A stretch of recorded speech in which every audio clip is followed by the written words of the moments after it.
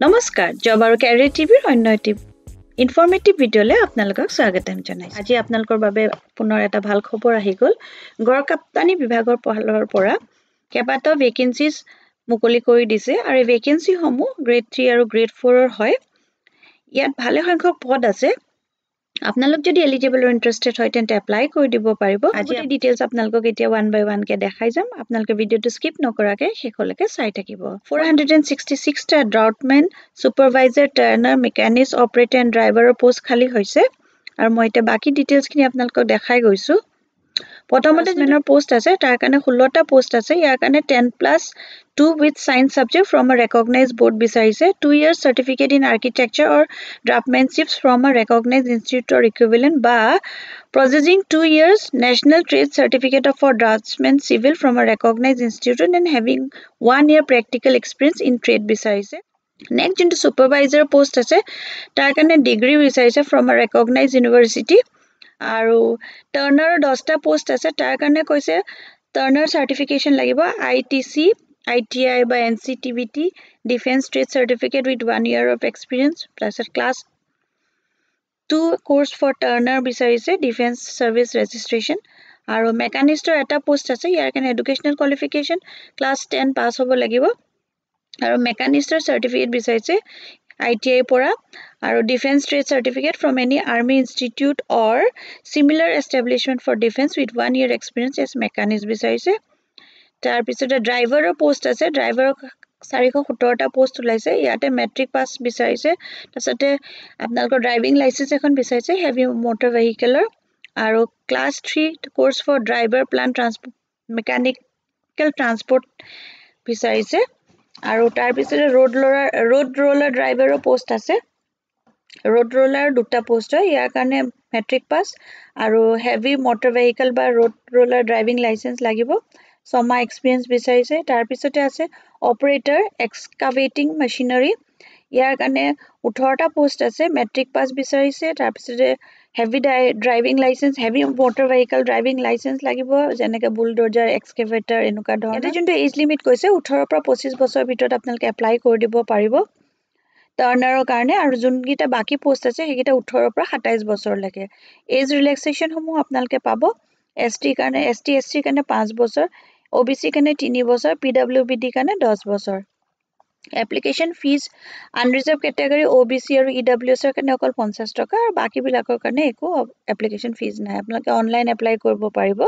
আপোনালোকে এখন যোনখন আপোনালোকে এপ্লিকেশ্যন হ'ব সেইটো আপোনালোকে এনভেলপটোৰ ওপৰত লিখি দিব লাগিব কোনটো পোষ্টৰ কাৰণে আপোনালোকে এপ্লাই কৰিছে আৰু এপ্লাই কৰাৰ পিছতে 60 ডেজৰ ভিতৰত আপোনালোকে পঠাব লাগিব commandant GREF centre Dighi camp Pune 411012। এইটো যোনটো এপ্লিকেশ্যন প্ৰচেছটো হৈছে এইটো 16 নৱেম্বৰৰ পৰা ষ্টাৰ্ট হৈ গৈছে আৰু লাষ্ট ডেট 14 জানুৱাৰীলৈকে আছে 14 জানুৱাৰী 2025 চন আৰু এইটো আমাৰ নৰ্থ ইষ্টাৰ্ণ ষ্টেটৰ কাৰণে মানে 14 জানুৱাৰীলৈকে আছে। যিহেতু নৰ্থ ইষ্টাৰ্ণ ষ্টেটৰ আপোনালোকে অসম মণিপুৰ মেঘালয় গোটেইবিলাক ইনক্লুড হয় সেইকাৰণে আপোনালোকৰ কাৰণে এইটো বৃহৎ এটা অপৰচুনিটি হয়। ইয়াতে বহুত ধৰণৰ পোষ্ট ওলাইছে আৰু পোষ্টবিলাকৰ কাৰণে বেছি এলিজিবিলিটি বিচৰা নাই। আপোনালোক যদি এলিজিবল আৰু ইণ্টাৰেষ্টেড হয় তেন্তে আপোনালোকে এপ্লাই কৰি দিব পাৰিব। এবাৰ মই আপোনালোকক এডভাৰটাইজমেণ্ট ডিটেইল আৰু এপ্লিকেশ্যন ফৰ্মখন দেখাই দিছোঁ। এডভাৰটাইজমেণ্টখন অফিচিয়েল এডভাৰটাইজমেণ্টখন ইয়াতে গোটেই ডিটেইলছখিনি মেনশ্যন কৰা আছে। আপোনালোকে এবাৰ পঢ়ি চাই ল'ব একেবাৰে শেষলৈকে। এখন বহুত দীঘল হয় আৰু এইখন হৈছে এপ্লিকেশ্যনখন। এইখন আপোনালোকে ডাউনলোড কৰি পেলাই আপোনালোকে যোনটো এনভেলপত কোনটো পোষ্টৰ কাৰণে এপ্লাই কৰিছে লিখি পেলাই লগত যিখিনি ডকুমেণ্টছ বিচাৰিছে সেইখিনিৰ লগত আপোনালোকে কুৰিয়াৰ কৰি দিব লাগিব বা জেনেৰেল পোষ্টতো পঠাই দিব লাগিব। কিন্তু এইখন এপ্লিকেশ্যন আপোনালোকে ফিল কৰিব লাগিব। এইখন এবাৰ আপোনালোকে ডাউনলোড কৰি ল'ব। কোনোবা ইণ্টাৰনেটৰ দোকানত গ'লেও আপোনালোকে কৰি দিব ক'লে কৰি দিব। কৰি পেলাই গোটেইখিনি ডিটেইলছ ভৰাই পেলাই এনভেলপটোৰ ওপৰত যিটো পোষ্টৰ কাৰণে এপ্লাই কৰিছে ক'ৰ পৰা কৰিছে সেই গোটেইখিনি লিখি পেলাই আপোনালোকে চেণ্ড কৰি দিব। এখন হৈছে অনলাইন ফিজ পে' কৰাৰ পেজখন হয়। ইয়াতে আপোনালোকে ৰিক্ৰুটমেণ্ট ফি কি হয় এনেকৈ লিখি পেলাই গোটেইখিনি আপোনালোকৰ নাম দেউতাৰ নাম গোটেইখিনি এনেকৈ লিখি পেলাই পিছত ছাবমিট কৰি দিব লাগিব। ইয়াৰ পিছত নেক্সট যোনটো ভেকেঞ্চিৰ বিষয়ে মই আপোনালোকক দেখাবলৈ গৈ আছোঁ সেইটো হৈছে ইণ্ডিয়ান এয়াৰফ'ৰ্চৰ ফালৰ পৰা আৰু ইয়াৰ কাৰণে ওলাইছে ফ্লাইং ব্ৰাঞ্চ আৰু গ্ৰাঞ্চ ডিউটিৰ টেকনিকেল এণ্ড নন টেকনিকেল কিছুমান ভেকেঞ্চিজ।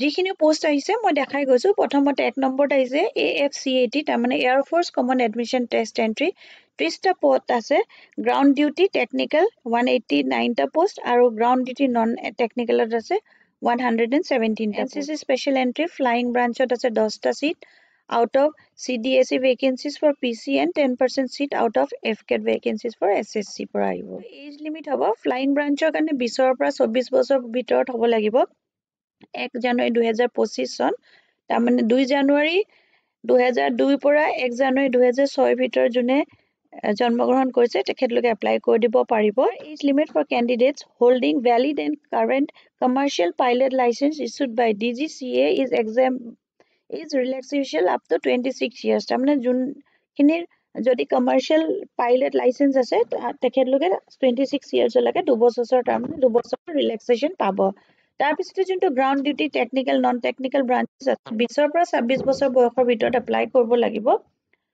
এটো হ'ব 1 জানুৱাৰী 2025 চন বন ডিউটিৰ টেকনিক্যাল আৰু নন টেকনিক্যাল যিকিটা ব্ৰাঞ্চ আছে তাৰ কাৰণে 20 পৰা 26 বছৰ বয়স হ'ব লাগিব Educational qualification flying brancher karne koise 12 pass hobo lagibo with in maths and physics lagibo 60% marks aru ba graduate with minimum 3 years degree course junto educational qualification flying brancher karne bicharise mandatory 60% marks pabo lagibo physics aru maths 10+2 level aru graduation with minimum 3 years degree course in any discipline university with a minimum 60% of marks or equivalent বা BTech degree যদি হয় 60% marks বা candidate who have cleared section A and B examination of associate membership of Institute of Engineers or Aeronautical Society of Engineers from a recognized university এখিনি লাগিব flying or কাৰণে আৰু ground duty কাৰণে aeronautical engineer electronics or বিচাৰিছে with 50% marks in physics and mathematics at 10+2 level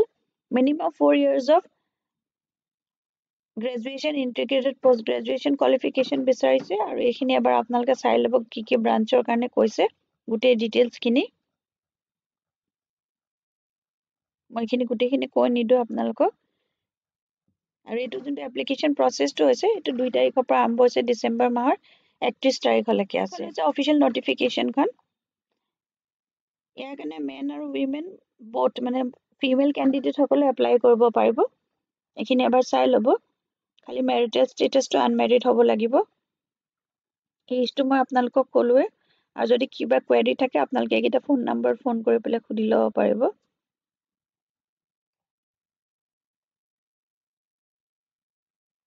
এটা salary allowances এই গুটেখিনি mention কৰা আছে আৰু বাকিখিনি এবাৰ চাই লব যদি আপোনালোক এলিজিবল আৰু ইন্টাৰেস্টেড হয় তেন্তে এপ্লাই কৰি দিব পাৰিব যদি ভিডিওটো চাই ভাল পালে তেন্তে লাইক এটা কৰি দিব আৰু ফ্ৰেণ্ডছ আৰু ফ্যামিলিৰ মাজতে শেয়াৰ কৰি দিব কোনোবা যদি পোষ্ট কিটাৰ কাৰণে ইন্টাৰেস্টেড হয় তেওঁলোকো এপ্লাই কৰিব পাৰিব